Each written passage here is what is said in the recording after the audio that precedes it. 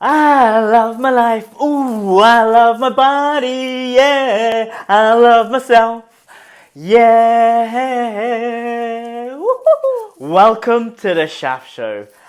We're going to dive deep into why I became celibate during this time of corona, this time of isolation. I'm going to begin with a little quote by the award-winning science fiction author, William Gibson. He once said, "Before you diagnose yourself with depression or low self-esteem, first make sure that you're not, in fact, surrounded by assholes." So I believe very much so that your environment dictates how you are, especially with your emotional well-being. I used to live in a high-paced city called London. It burnt me out, it stressed me out when I stopped drinking and became super sensitive to all the energies. But now I could go back to cities with a better, stronger body and a better, stronger being. So I could handle being in that environment.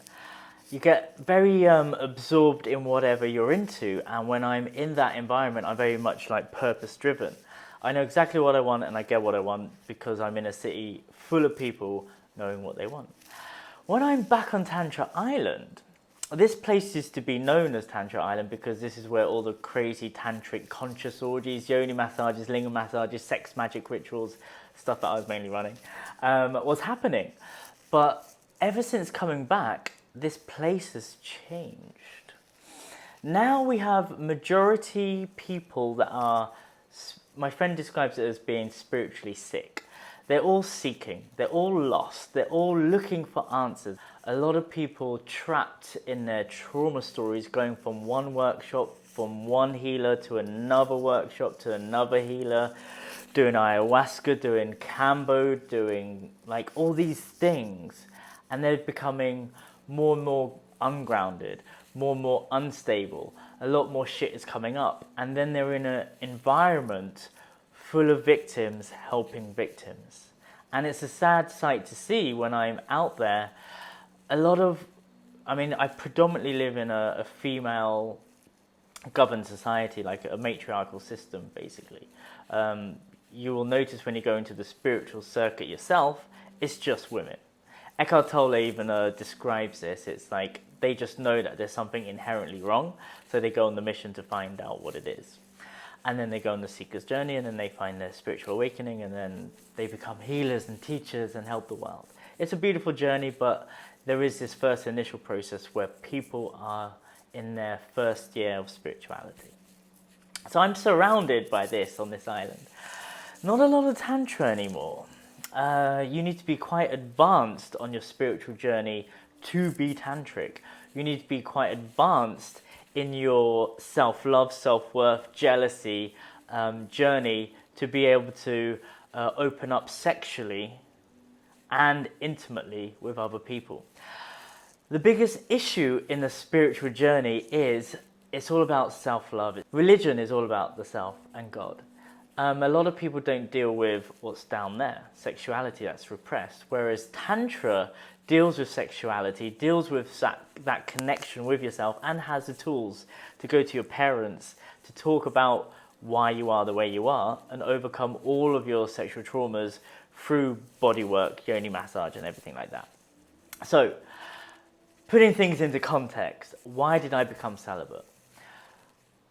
A year ago, my last relationship was a poly-emotional relationship. It's a relationship where I was basically not having sex with my girlfriend. Well, she didn't want to be called a girlfriend. She wanted an alliance because she was afraid of commitment. And we wrote down our boundaries and intentions and our fears. And it ended because one of my fears, we didn't actually get to the boundaries because she didn't want to do the ritual with me a year ago, I was like, you can have sex with anyone you want, just don't have sex with that one person. So she went and had sex with that one person, and it ended. But it was a beautiful thing because I'm able to not hold on to much anymore around that, and we were able to grow from it, and she ended up living upstairs where I was living, and she was with another guy, and it was really super cool, and it was all super fine. I kind of let that one go. But that was the last relationship I had. And from that relationship, I was like, right, I'm dedicated to finding the ones that will have my children. I am ready for love. I'm open to receiving someone or some women who would want to go deep with me and have children with me. So that's what I did for 1 year. I dedicated everything into achieving this goal. It was a massive failure. I'm a success in life. I achieve anything I want. I vision it, see it, and get it. I've achieved so much success in my life that I'm an overachiever. To my flaws as well, which means I've become a perfectionist, and I'm hard on myself if I don't, achieve million views on a viral video. I don't care about what other people think. I never have done. It's more to do with I want to achieve these goals because it makes me feel good. Not looking for external validation. It's nice when people say, oh, you did a nice bit of art. But it's basically me. So I achieved my goals. That's what I'm trying to say. And I wanted to achieve this goal. I'm a success with my career. I'm a success with my houses. I'm a success with my land. Whatever I do, I'm a success. I've also been very successful in relationships. But this was the first time I was like, right, I want to settle down. I want to,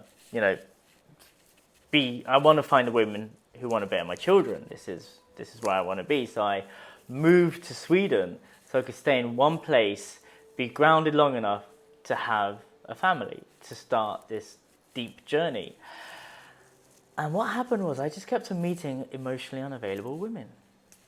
I would show up with everything and they would be standoffish. They would run a mile for a man who wants to commit. And this became my pattern. And then I started to doubt myself. Fuck, maybe I'm ugly. Why are all these lesser men with less tantric superhuman abilities ending up with these super hot women and they're just having sex with everyone and I can't do anything because I'm petrified of approaching these women? Like, what is wrong with me? And I started to spiral into self-doubt. To the point that I took ayahuasca, and on my last episode I talk about my journey on ayahuasca. That led me to being celibate. The integration process, when you have a moment of spiritual awakening, usually on some kind of plant medicine, you have that aha moment and anything's possible, but within 3 days you've lost all the information, you're back in your chaotic life. With me, who is a fully recovered addict, I realized that these medicines, these drugs, these conscious ways to take ketamine or whatever, are little keys and insights into what's possible. And the real work comes from actually doing it sober, getting there through integration, changing your daily habits, changing the way you speak to yourself so you could actually become a person that you've never become to achieve the things that you want to become. So, the first month on Tantra Island, pure chaos. I became the women that I surrounded myself with. I went on the healing journey. I was like, I need this healing. I've got this blocked. I became you guys shit. And I learned empathy for the women who are trapped in their trauma stories. I got it. I understood it. I am a healer and a space holder, and people do pay me a lot of money to hold space for women to overcome their sexual trauma. It's been a beautiful 6 years in this journey as a yoni healer, and I'm very honored to have worked with so many incredible women. But I actually became them, and I understood their pain and their inability to make any decisions in life. And then, when I became celibate, like 1 month of unintentional celibacy, and then Corona happened and everyone left the island, and I thought, I'm going to be like the women I keep on meeting and become celibate. It's actually a girl that I met on the dance floor, and she didn't want to have sex, found that she found it really hard to say no. I'm the opposite way around. I'm like, don't have enough attention. I can't, not enough people to have, intimacy with, because I'm in, the space of scarcity, because I'm surrounded by emotionally unavailable women. Whereas her issue is she can't say no because she's overwhelmed by so much lingams coming at her. So she had to go on her journey to become celibate, to be able to say no and have all these different types of sexual experiences without anyone penetrating her. We formed a relationship, so we're in this celibate, intimate relationship, and we're sharing lots of juicy, hilarious fun together. also a great story to tell at my retreats, that my last girlfriend, she's not my girlfriend, she doesn't want a relationship as well, but my last person I've been with on the longest intimate level out of all of them was a celibate relationship, and we're having so many juicy ways on how to connect. So what have I learned during my time of celibacy? I chose to be celibate just to see what it's like to play the game of celibacy. A lot of people say, you tantra people, you're sex addicts. It's like, no, we're actually the opposite of sex addicts. We know how to use sexual energy, and we could live without it because we're self-sourcing it with our own genitals, and we don't actually need that much sex. But when we do have sex, we could have amazing sex, and we could have sex for days and hours, and it's amazing.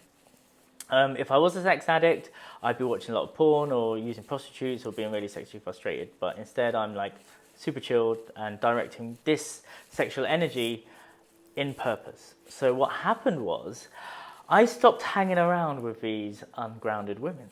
I started hanging out with dudes. I live in Valhalla 2, which is a beautiful house, which is, you know, a luxurious villa with a little pool and all this space during this time of quarantine. And I am just in purpose. For 1 month without celibacy, I actually haven't been triggered by anything or anyone. I lived a worry-free life. I've got nothing to worry about. And I remember this when I was in Bangladesh, when I was with my mum and dad. And I understood how easy it is to be enlightened. Like, you don't have to worry about relationships. This is the only one drama in your life.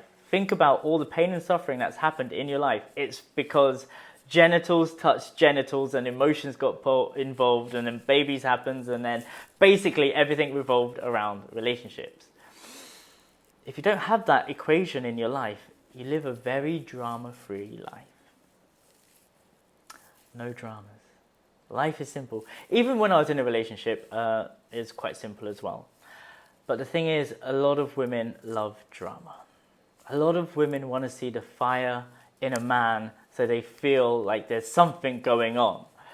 Whereas if you've done a lot of work on yourself, you're just pretty chilled most of the time. So if you find a person who is just starting off on their spiritual journey, they want that drama, that fire, that something to keep them attached. People love it.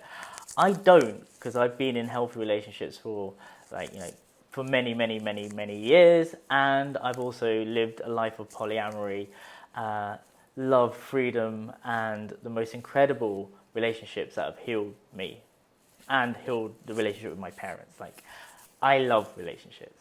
I'm a hopeless romantic, and it's my favorite thing. But during this time of celibacy, I realized life is easy. You don't need to do shit. There's nothing to worry about.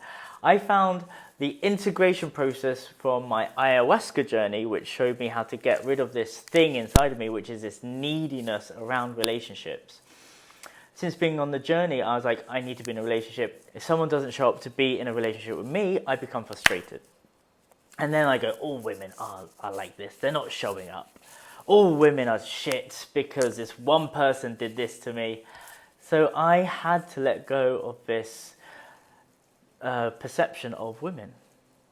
And I am still in the process of becoming a bit more chilled, a bit more relaxed around relationships.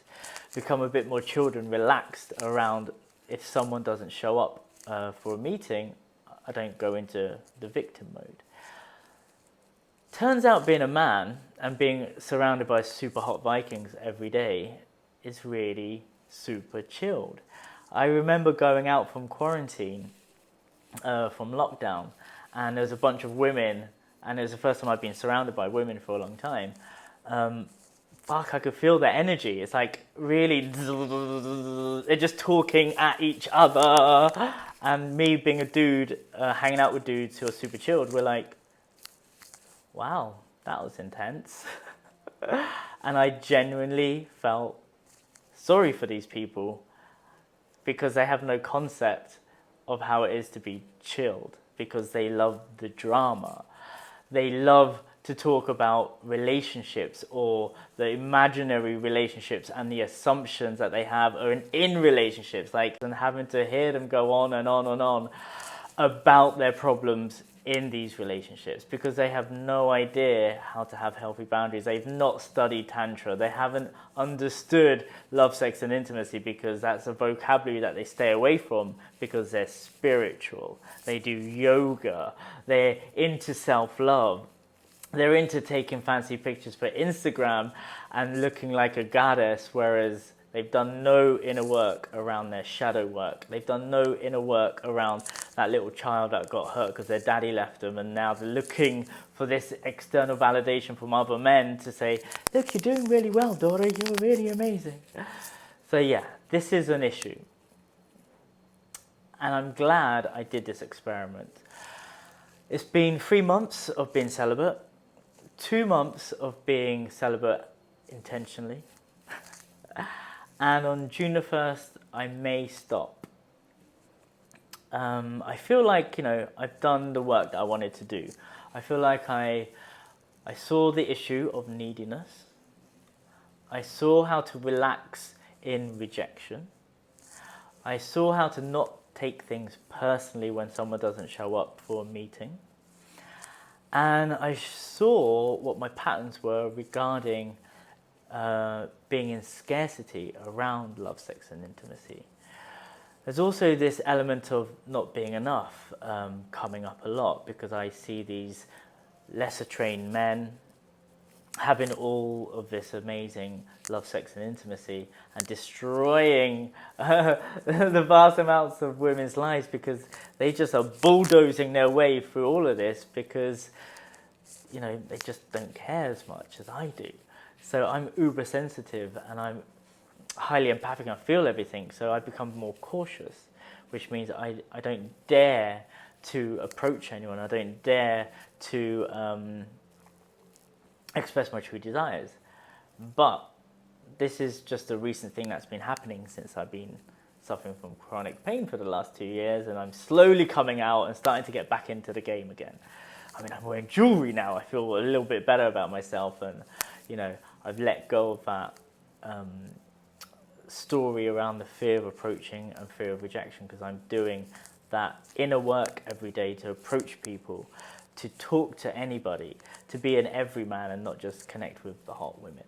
During this time of celibacy, I've also left this group of mentally unstable, ungrounded women because of quarantine. I started to hang around with entrepreneurs and the Bitcoin millionaires and the Gucci models and the reality TV judges, and I've started to meet a whole different caliber of people since I stopped being in that circle. And it's been beautiful to see and meet and connect with people who are on the same path as me, people who are successful, people who know how to run successful businesses, people who are actual influencers and are able to have a huge effect on the planet. It's what I used to do before I got sick. It's a beautiful reminder that your vibe attracts your tribe. So the fact that I let go of that reality of hanging out and seeing the victims, helping victims, the seekers and the spiritually sick and the ungrounded women, and I've took myself out of that bubble and I started to see the part of me that was a success as well. 32.8 million views on social media, 6-figure salaries, couple of properties, land in Guatemala, opening up retreat centers in Costa Rica. This is what I used to do. I just forgot because I was so stuck in this environment on my own healing journey that I forgot who I was before I got sick. So it's just a nice reminder to be in a level where I am surrounded by successful influencers, Bitcoin millionaires, Gucci models. It's amazing.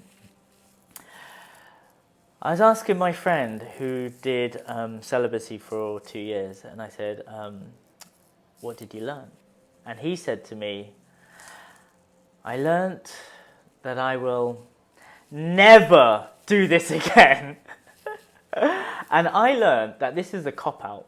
Being celibate is a cop-out from life. You're not participating in life being celibate. The easy part of life is to take yourself out of the equation because you have no idea how to have healthy boundaries. You are petrified of intimacy, love, sex, and connection. You have these abandonment issues that you refuse to deal with, so you'd rather not be in relationships. You are scared of human connection. If you want to live life, create life, you need to participate in life. You need to be starting having sex. You need to be approaching people you find attractive, and you need to start developing healthy boundaries and be courageous. Without curiosity, without that playful curiosity, you will always be stuck in fear. You'll be stuck in your head like I was. Now I see someone and go, oh, I'm curious. I'd like to speak to that person. Hi, how's it going? My name is Shaft. I think you're awesome. So now I have to, like on June the 1st, I will start participating in life. I have seen the lessons that I need to learn in the 3 months of celibacy, 1 month unintentional, 2 months fully intentional. And I will start participating in the game of life with a newfound perspective, letting go of the neediness, letting go of the frustration of certain small number of women not showing up, not all of them. All women are great, I love them. So I want to leave you with an old unicorn proverb. Fabulousness attracts fabulousness. So keep on shining. Keep on being courageous and keep on connecting with yourself and other people. Celibacy is a good game to play for a while. Get the information you need and then integrate it into your everyday life. Change your everyday habits to become a bit more courageous. Don't be a typical hippie on a spiritual journey where you're constantly seeking and you are going from one workshop to another workshop, from one healing practice to another healing practice, and you're not integrating anything. Turns out when I stopped hanging around with a certain type of people, I became a certain type of person, and I started hanging around with a lot more higher vibrational, successful people. Engage in life, live life, and keep on playing the game of life. And if you're lucky enough, you might even be fortunate to create life. And that's my next mission. How to have enlightened babies. So thank you, I love you, and I set you free. I love my life. Oh, I love my body. Yeah, I love myself. Yeah.